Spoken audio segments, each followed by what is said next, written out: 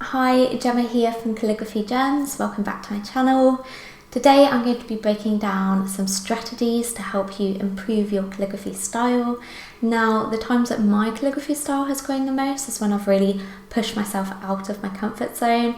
So all of these strategies are about pushing yourself out of your comfort zone, and I'm sure you'll take something away from doing that. But before I get into that, if you do enjoy calligraphy, consider subscribing. Right, let's get into it. First up on the list is shaking up how you create individual letters. So with time, you'll have a preferred way of creating each individual letter, but for this exercise, I want you to analyse each individual element of the letter. So looking at the letter A, for example, consider the entry stroke. Are there any flourishes?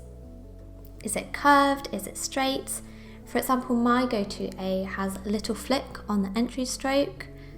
So going out of my comfort zone would be adding a flourish or having the entry stroke straight rather than adding that little flick to begin with.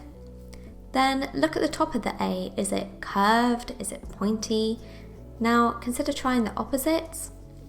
Same thing goes for the entry stroke as the exit stroke. Do you have a flick?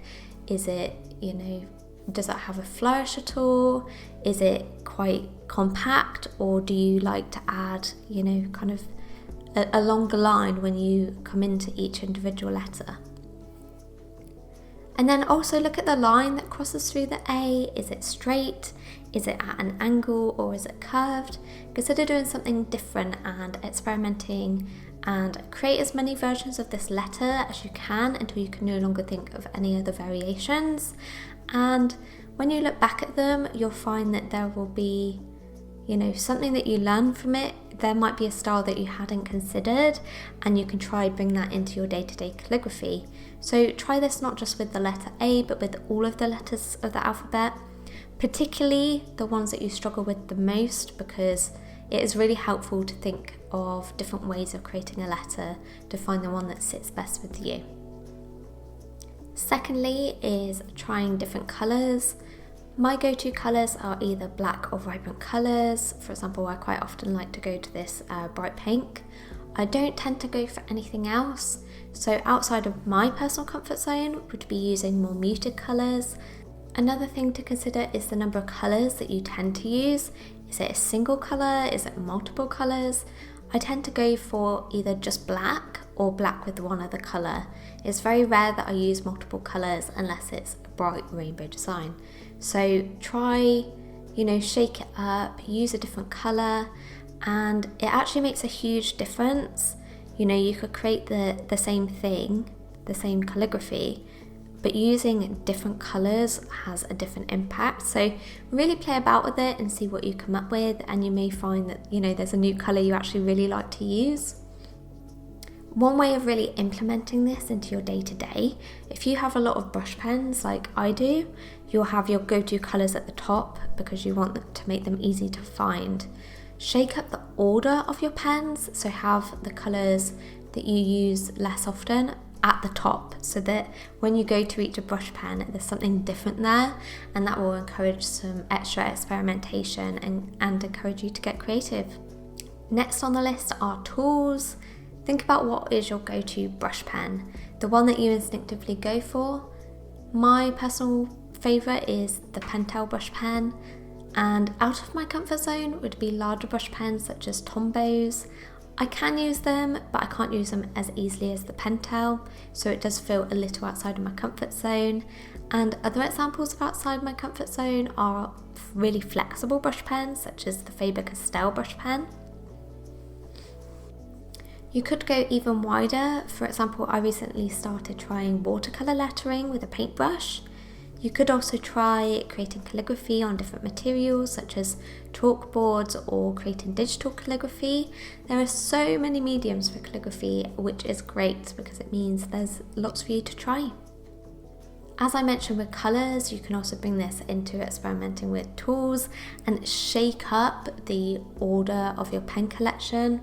So for example, if faux calligraphy would be something that you've not done before or not comfortable doing, put your felt tips at the top of your collection, so that it encourages you to try out faux calligraphy when you're creating, or have a dip pen at the top and make your inks more accessible, and just really think about how you can mindfully set up your space so that it encourages experimentation. Next up is actual style. My go-to style is bouncy calligraphy. I love it, and I can now pretty much create it in my sleep. Flourishing, however, not so much. Flourishing feels very unnatural to me because it's not my go-to style, and I need to practice it to create in this style. There are several different styles that you could try out. So traditional, flourish, spacey, block. There's really a lot you can do with it.